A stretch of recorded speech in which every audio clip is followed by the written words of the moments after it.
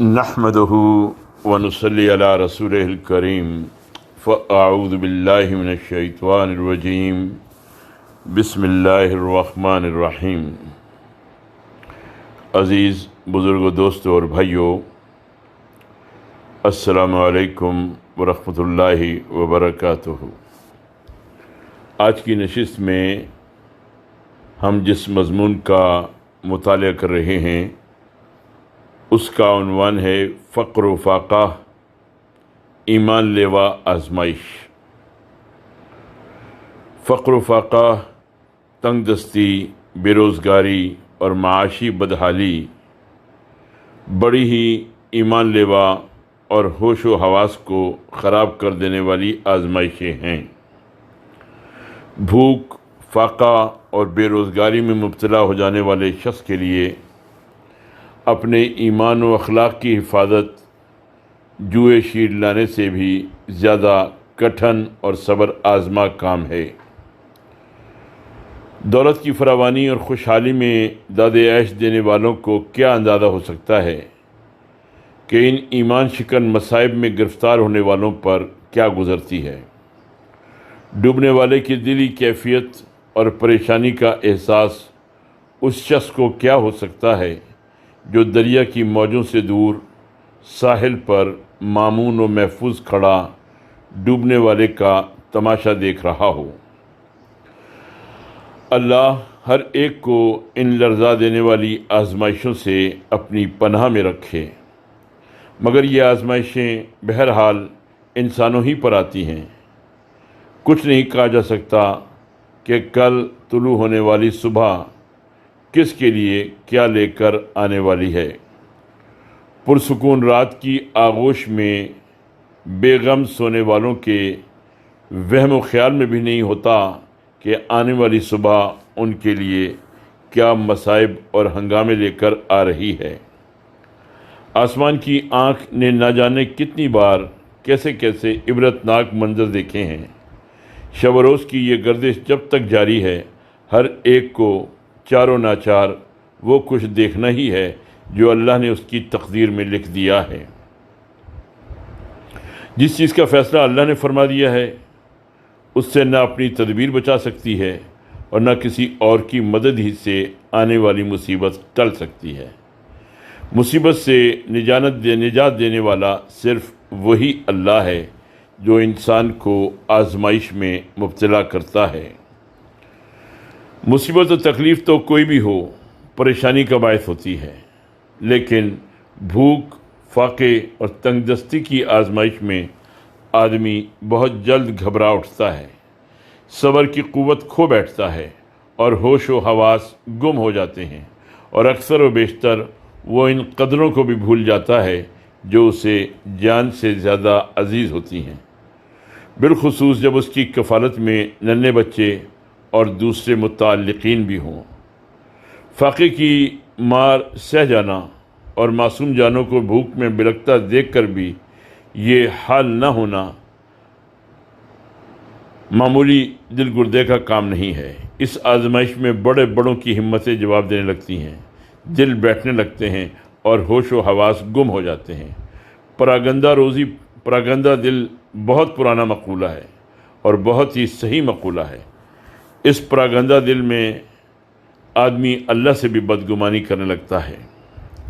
بے شک ہر مصیبت اور ہر آزمائش کی جانب اللہ ہی کی جانب سے ہوتی ہے۔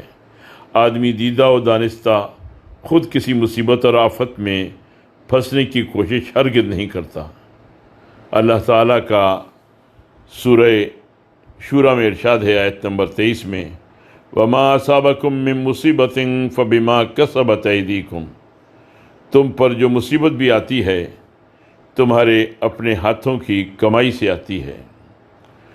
اس ارشاد خداوندی کا تقاضا ہے کہ آدمی جب بھی کسی مصیبت میں گرفتار ہو تو وہ اپنے فکر و عمل کا ضرور جائزہ لے۔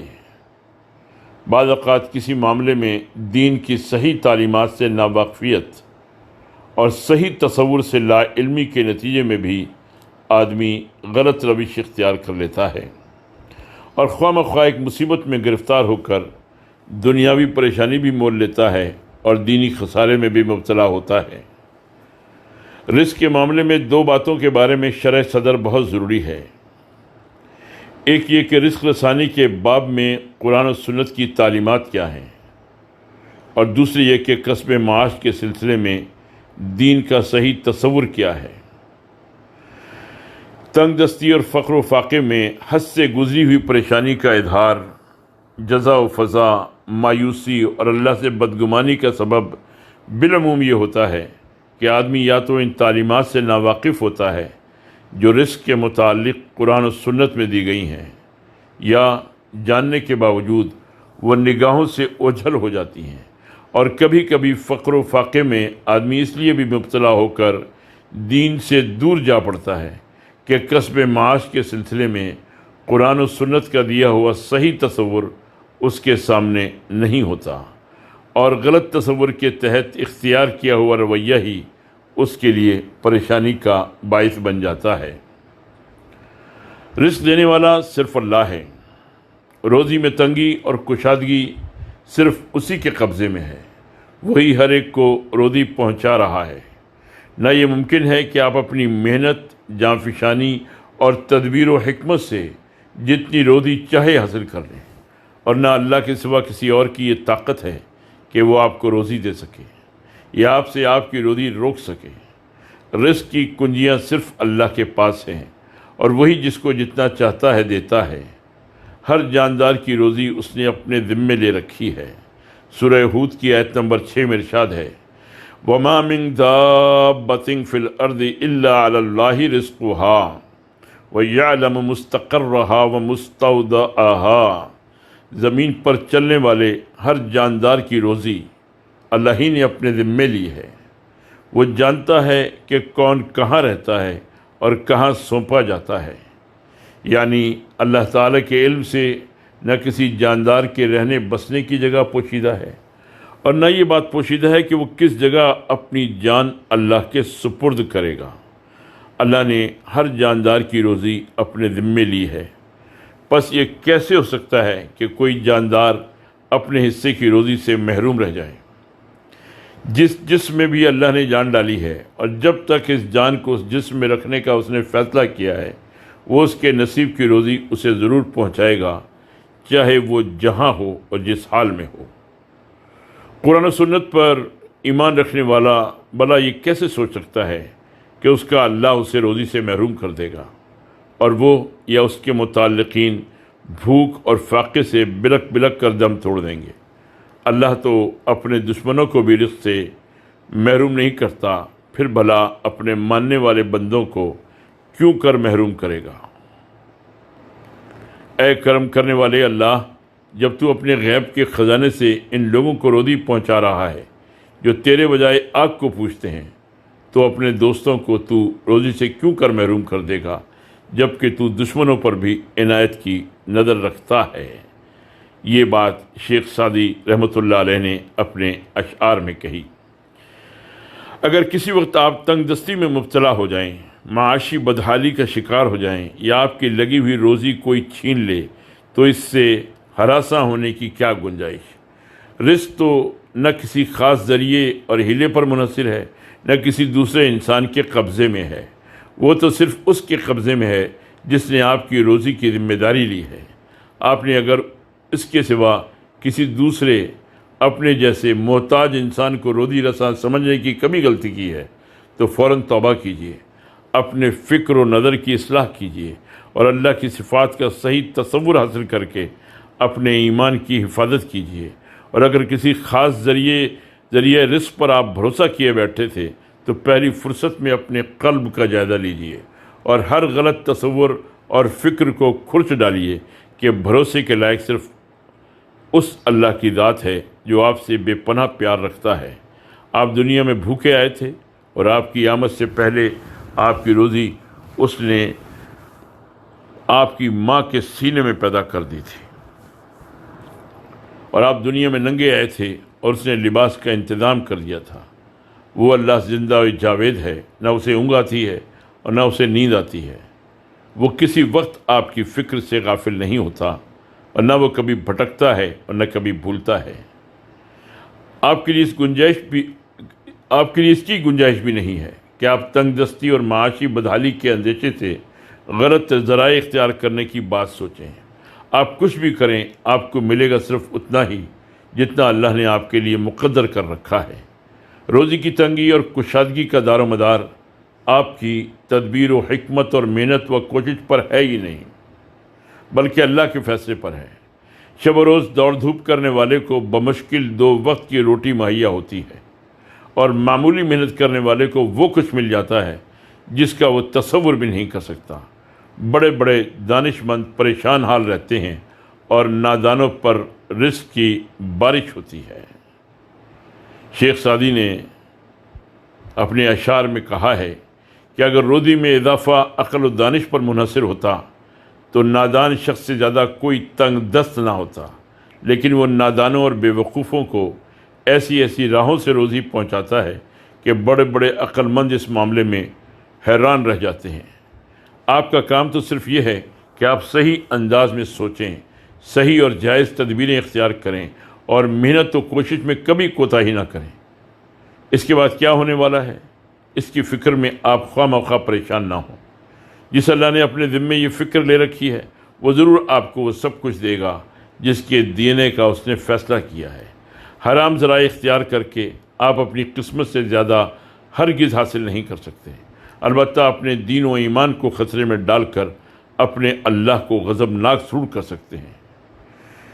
ابن ماجہ کی حدیث ہے، نبی صلی اللہ علیہ وسلم کا ارشاد ہے، لوگوں اللہ کی نافرمانی سے بچتے رہو۔ یا ایھا الناس اتقوا اللہ، اور رزق کے حصول میں پسندیدہ طریقے اختیار کرو، اس لیے کہ کوئی انسان اس وقت تک نہیں مر سکتا جب تک اسے اس کے حصے کا پورا رزق نہ پہنچ جائے، اگرچہ اس کے ملنے میں کچھ تاخیر ہی ہو جائے۔ اللہ سے ڈرتے رہو اور روزی کے حصول میں پسندیدہ طریقے اختیار کرو، حلال روزی حاصل کرو اور حرام روزی کو چھوڑ دو۔ رزق کے سلسلے میں دوسری بات جس پر شرح صدر ہونا چاہیے وہ یہ ہے کہ کسب معاش کی دین میں صحیح حیثیت کیا ہے اور حصول دولت کے لیے دین نے کیا صحیح تصور دیا ہے۔ عام طور پر کسب معاش کے سلسلے میں لوگ یوں سوچتے ہیں کہ یہ خالص دنیا داری کا کام ہے اور اس پر صرف کیا جانے والا وقت اللہ کی راہ میں لگنے کے بجائے دنیا کمانے میں لگتا ہے۔ دور رسالت میں ایک بار آپ صلی اللہ علیہ وسلم کے سامنے جب یہی ذکر آیا تو آپ صلی اللہ علیہ وسلم نے فوراً اس کی اصلاح فرمائی، لیکن آپ صلی اللہ علیہ وسلم کی تنبیہ اور وضاحت کے باوجود امت میں یہ ذہن پھر بھی ملتا ہے اور دینداری کا اہتمام کرنے والوں میں ملتا ہے، حالانکہ دینداری کا صرف وہی تصور صحیح اور قابل قبول ہے جس کی تصدیق و تائید سنت رسول صلی اللہ علیہ وسلم سے ہوتی ہے۔ حضرت کعب بن عجرہ بلوی رضی اللہ عنہ ایک بار کا واقعہ بیان کرتے ہیں۔ نبی صلی اللہ علیہ وسلم کے پاس سے ایک شخص گزرا، آپ صلی اللہ علیہ وسلم کے صحابہ رضی اللہ عنہم نے دیکھا کہ وہ کمانے میں انتہائی دھن کے ساتھ کوشش کر رہا ہے، اس معاملے میں بڑا چاق و چوبند ہے۔